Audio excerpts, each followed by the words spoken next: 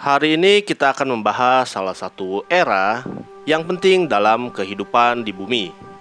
Era ini ada sekitar 485 juta tahun yang lalu, setelah era Kambrium. Bumi pada saat itu terlihat sangat asing. Tidak ada pohon, tidak ada rumput, tidak ada burung, apalagi manusia. Tapi jangan salah, justru lautan sedang penuh-penuhnya dengan kehidupan yang baru. Inilah dia masa yang dikenal sebagai era Ordovician.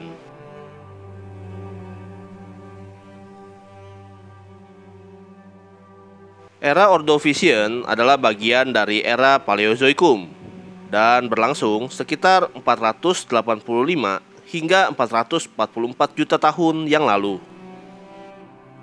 Nama Ordovician sendiri diambil dari suku kuno di Inggris bernama Ordoviciens, sebuah kebiasaan ilmuwan geologi pada abad ke-19 yang sering menamai periode waktu berdasarkan wilayah atau suku di Eropa tempat batuannya ditemukan. Era ini pertama kali diidentifikasi secara ilmiah oleh geolog Inggris bernama Charles Lapworth pada tahun 1879. Waktu itu, para ilmuwan bingung membedakan lapisan batuan antara periode Kambrium dan Silur. Lapworth kemudian menyadari bahwa ada satu periode unik di antaranya, dengan ciri fosil yang berbeda. Dari situlah Ordovician akhirnya diakui sebagai periode tersendiri dalam sejarah bumi.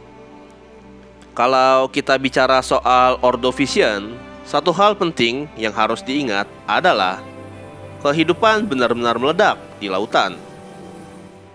Bahkan banyak ilmuwan menyebutnya sebagai Great Ordovician Biodiversification Event atau peristiwa peningkatan keanekaragaman hayati terbesar dalam sejarah awal kehidupan.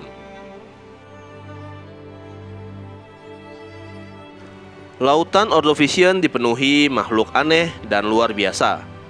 Salah satu yang paling ikonik adalah Trilobita. Hewan laut purba ini dengan tubuh bersegmen dan mata majemuk tersebar luas di seluruh lautan Ordovician. Trilobita ini nama ilmiahnya berasal dari kelas Trilobita dengan banyak famili seperti Asapidae, Pacopidae, dan Calimenidae. Tubuh Trilobita terbagi menjadi 3 bagian utama: kepala, toraks, dan ekor. Mereka punya rangka luar keras dari kalsium karbonat mirip kepiting atau udang zaman sekarang. Trilobita hidup di dasar laut. Ada yang berjalan pelan sambil mencari sisa makanan. Ada juga yang bisa berenang. Mata mereka sangat canggih untuk ukuran zamannya. Bahkan beberapa jenis punya ribuan lensa kecil. Ini menunjukkan bahwa sistem penglihatan sudah berkembang pesat sejak Ordovician. Selain Trilobita, lautan juga dipenuhi oleh Brachiopoda, hewan bercangkang yang sering disangka kerang. Padahal berbeda jauh. Nama ilmiahnya masuk dalam film Brachiopoda dengan famili terkenal seperti Orchidae dan Starpomenidae. Cangkangnya terdiri dari 2 bagian atas dan bawah, bukan kiri dan kanan seperti kerang modern. Brachiopoda hidup menempel di dasar laut, menyaring makanan dan air. Tapi jangan dikira Ordovician cuma soal hewan kecil. Di puncak rantai makanan laut, ada predator yang benar-benar mengerikan untuk zamannya, yaitu nautiloid raksasa. Salah satu yang terkenal adalah Orthoceras dan Cameroceras dari kelas Cephalopoda. Bentuknya seperti tabung panjang, bisa mencapai beberapa meter. Hewan ini berenang menggunakan semburan air dengan tentakel di bagian depan untuk menangkap mangsanya. Orthoceras dan Cameroceras bisa dibilang monster laut pada masanya. Dengan mata tajam dan tubuh aerodinamis, dia adalah pemburu ulung di laut Ordovician. Kehadirannya menunjukkan bahwa sistem predator dan mangsa sudah berkembang dengan sangat kompleks. Di dasar laut juga hidup Echinodermata, awal nenek moyang bintang laut dan bulu babi modern.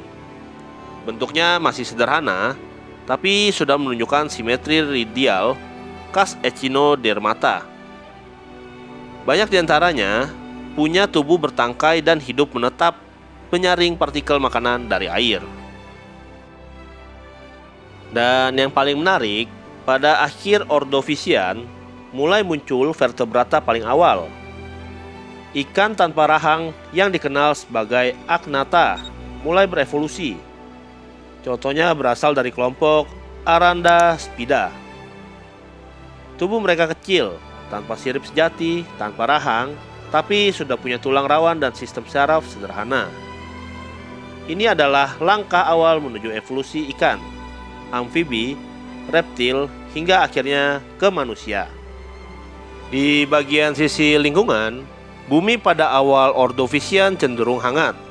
Sebagian besar daratan tergabung dalam superkontinen Gondwana yang berada dekat kutub selatan. Permukaan laut sangat tinggi, menyebabkan banyak wilayah tergenang laut yang dangkal. Laut dangkal inilah yang menjadi surga bagi kehidupan laut untuk berkembang pesat.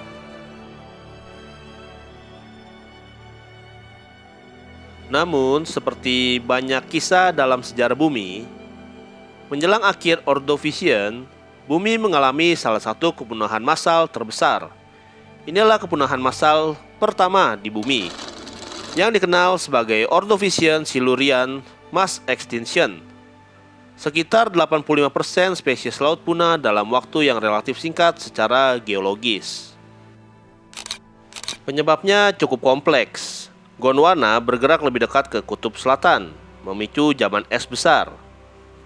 Es raksasa terbentuk, menyebabkan permukaan laut turun drastis. Habitat laut dangkal yang tadinya luas perlahan menghilang. Banyak organisme yang tergantung pada lingkungan tersebut tidak mampu beradaptasi. Namun, kepunahan ini bukan akhir dari segalanya. Justru seperti biasa dalam kehidupan sejarah bumi, kehidupan bangkit kembali. Spesies yang selamat berevolusi, mengisi relung yang kosong, dan menciptakan bentuk kehidupan baru yang lebih kompleks. Itulah dia kisah era Ordovisian. Era Ordovisian mengajarkan kita salah satu hal penting, bahwa perubahan adalah bagian dari kehidupan. Kadang membawa kehancuran, tapi juga membuka jalan bagi evolusi dan masa depan. Kalau kalian suka dengan konten seperti ini, jangan lupa beri like, komen, dibantu share, dan subscribe. Karena masih banyak kisah luar biasa dari masa lalu bumi yang belum kita bahas. Sampai jumpa di episode selanjutnya. Terima kasih.